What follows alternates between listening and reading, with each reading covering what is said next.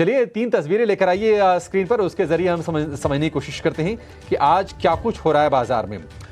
Vodafone idea, पहली तस्वीर में आपको दिखेगा वोडाफोन आइडिया, क्योंकि बजट में एजीआर बकाये में राहत की उम्मीद है। ऐसी खबरें आ रही हैं सूत्रों के हवाले से कि finance ministry, telecom department, cabinet secretary level पर चर्चाएं चल रही हैं और बजट में 1 लाख करोड़ रुपए का बकाया माफ कर सकती है सरकार, जो कि टेलीकॉम में खासतौर से वोडाफोन आइडिया के लिए बड़ी राहत होगी, क्योंकि 55,000 करोड़ रुपए के आसपास का एजीआर इनका अकेले माफ होगा। इसके अलावा आप देखिए यूबीएल में हम देख रहे हैं कि तेजी आज है। तेलंगाना में बियर सप्लाई शुरू किया है, टीजीबीसीएल को बियर की सप्लाई शुरू की है और इसके चलते शेयर में तेजी बन रही है। कल्याण ज्वेलर्स को लेकर एक सफाई आई है, मोतीलाल ओसवाल ने सफाई दी है। सोशल मीडिया पर आरोप चल रहे थे कुछ उनके चलते, और आरोपों के खंडन के बाद हम देख रहे हैं कि कल्याण ज्वेलर्स में बढ़िया तेजी है और वायदा के सबसे ज्यादा चढ़ने वाले शेयरों में आपको कल्याण ज्वेलर्स का शेयर दिखेगा चौथे नंबर पर। तो ये कुछ शेयर्स हैं जहां पर आज तेज एक्शन है, आगे इन पर हम व्यू भी लेंगे। लगे हाथ जरा ना एक बार राय आप कुणाल जी वोडाफोन आइडिया पर दीजिए। काफी दिनों के बाद 10 रुपए के ऊपर ये शेयर निकला है और 10% की तेजी को ये कंटिन्यू कर रहा है, क्योंकि 55-56 हजार करोड़ रुपए की एजीआर राहत की बातचीत चल रही है, ऐसी खबरें आ रही हैं सूत्रों के हवाले से। आप बताइए वोडाफोन आइडिया ये उछाल क्या एग्जिट का मौका दे रहा है, या फिर आपको लगता है कि ये तेजी थोड़ी सी और बढ़ सकती है?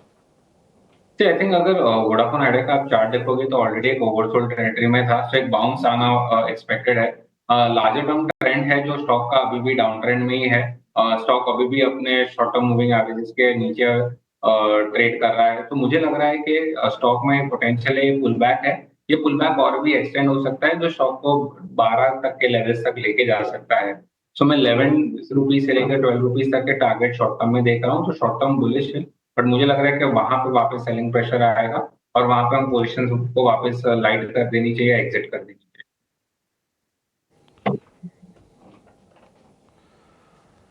ठीक है, वोडाफोन आइडिया को लेकर ये भी, लेकिन इस बीच इंडियन ओवरसीज बैंक के नतीजे आ गए हैं।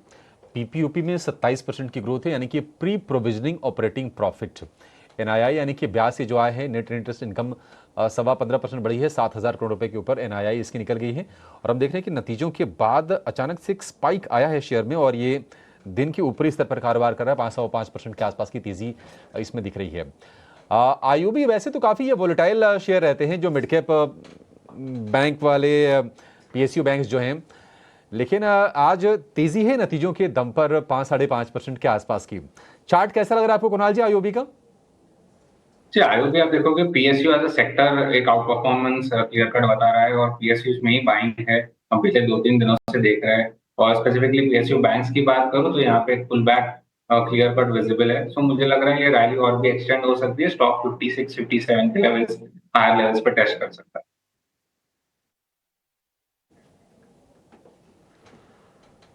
ठीक है, आईओबी को लेकर ये व्यू। बाजार के लिए एक ट्रिगर और आज आएगा और वो है अमेरिका में नवनिर्वाचित राष्ट्रपति डोनाल्ड ट्रंप का शपथ ग्रहण।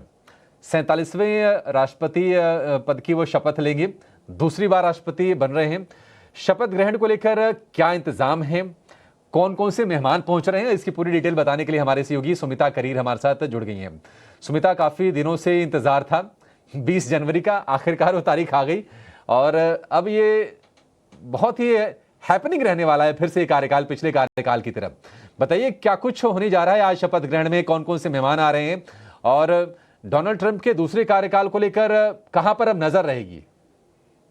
जी, डोनाल्ड ट्रंप जो है आज 47th president of the United states के तौर पे स्वेरिंग इन सेरेमनी में भाग लेंगे। उनका स्वेरिंग इन सेरेमनी आज होगा। उसके साथ होगा vice president elect JD Vance भी, वो भी स्वेरिंग इन अपना करेंगे। और उसके बाद जो है डोनाल्ड ट्रंप एक स्पीच देंगे जो डिसाइड करेगा उनकी प्रेसिडेंसी का टोन क्या होगा और क्या क्या वो देखने वाले हैं अपने प्रेसिडेंसी के स्टार्टिंग में, क्या कुछ डिसीजंस वो लेंगे और उनका अमेरिका के लिए एक ब्रॉडर विजन क्या होगा।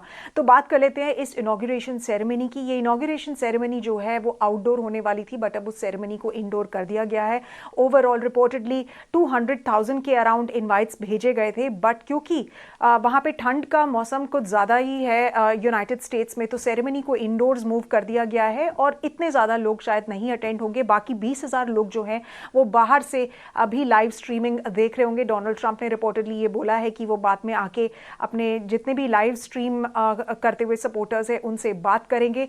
और साथ ही साथ बाइडेंस का जो है वो आज फेयरवेल सेरेमनी भी होगा। रिपोर्ट्स की माने तो ये भी है कि जो डोनाल्ड ट्रंप है वो बाइडेन के साथ राइड करके जो है कैपिटॉल में आएंगे और काफ़ी बड़े बड़े दिग्गजों को जो है ग्लोबल लीडर्स को इनवाइट्स भेजे गए हैं। कुछ तो फॉर्मर यूएस प्रेसिडेंट्स ही हैं, जैसे जो बाइडेन, जैसे बराक ओबामा हो गए, जैसे बिल क्लिंटन हो गए, कमला हैरिस जो अभी वाइस प्रेसिडेंट हैं अभी, वो भी आएंगी, जॉर्ज डब्ल्यू बुश हो गए, उसके साथ साथ हिलरी क्लिंटन भी इनॉग्रेशन सेरेमनी में आएंगी। अगर ग्लोबल लीडर्स की, बाकी लीडर्स की बात करें तो इन्विटेशंस भेजे गए थे शी जिनपिंग को भी, उनकी तरफ से चाइना के वाइस प्रेसिडेंट आएंगे, इंडिया की तरफ से इंडिया के external affairs minister doctor S Jaishankar भाग लेंगे, उसके अलावा जॉर्जिया मेलोनी भी आ सकती है, नाइजल फराज, हावियर मिलई द प्रेसिडेंट ऑफ अर्जेंटीना भी भाग ले सकते हैं। और उसके अलावा जो सबसे बड़ी प्रेजेंस होगी वो टेक लीडर्स की होगी, ग्लोबल टेक लीडर्स की, जैसे इलॉन मस्क,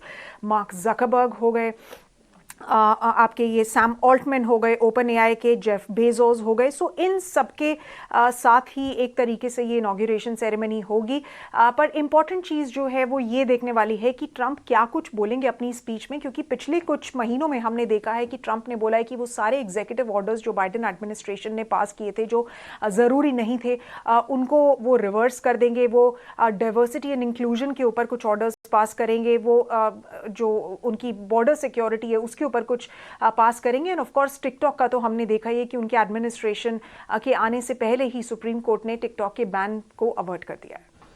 ठीक है सुमिता, बहुत शुक्रिया, आपने काफी विस्तार से सारे पहलुओं पर नजर डाली है। तो आज रात को 10:30 बजे के आसपास शपथ ग्रहण समारोह होगा और कल सुबह आपको हम शपथ ग्रहण की तस्वीरें दिखाएंगे और इस पर भी नजर डालेंगे कि बाजार के लिए डोनाल्ड ट्रंप की दूसरी पारी कितनी क्रूशियल होने जा रही है और कौन से सेक्टर्स पर आपकी विशेष तौर पर नजर होनी चाहिए। आरपीएल के नतीजे आ गए हैं और देखिए डे हाई के आसपास कारोबार कर रहा है। हालांकि आय घटी है 11%, 25,601 करोड़ रुपए की आय आई है, लेकिन लोअर लेवल से बड़ा अच्छा बाउंस कर रहा है आरपीएल। लगातार आज चौथे पांचवें सत्र में शेयर में तेजी होगी। एक क्विक व्यू आपसे चाहिए कुणाल जी, 30 सेकंड का समय हमारे पास बाकी है। एमआरपीएल कैसा लग रहा है आपको शेयर? ये एमआरपीएल अगर आप देखोगे तो स्टॉक लोअर एंड पे हमेशा बेस बनाया है, हमने लोअर एंड पे वॉल्यूम्स के साथ इसमें बाइंग देखी है, बट स्टॉक हाई लेवल से काफी करेक्ट हो चुका है। तो मुझे लग रहा है कि अगर नतीजे शायद अच्छे रहेंगे तो डेफिनेटली स्टॉक एक बहुत अच्छा रैली दिखाएगा। नतीजे ठीक ठाक रहेंगे तो भी मुझे लग रहा है कि एक अपमूव आना स्टार्ट होगा। अनलेस नतीजे बहुत खराब ही है, ज्यादा ही खराब है, जो मार्केट में मुझे लगता है काफी हद तक डिस्काउंट कर चुका है, बट उससे भी अगर खराब नतीजे आते हैं तो शायद यस हम करेक्शन का मोड देखेंगे। तो यहाँ से मेरा मानना रहेगा कि आप बाई का अप्रोच रखिए सिंस ओवरसोल्ड टेरिटरी में है, वोलेटिलिटी हाई रहेगी क्योंकि रिजल्ट है। जो सपोर्ट बना है स्टॉक के लिए डाउन साइड पे है वो है 132 का, तो जब तक 132 नहीं तोड़ता है तब तक बुलिश है। यहाँ पे एक पुल बैक प्ले हो सकता है जो स्टॉक को 155 160 तक के लेवल्स तक लेके जा सकता है।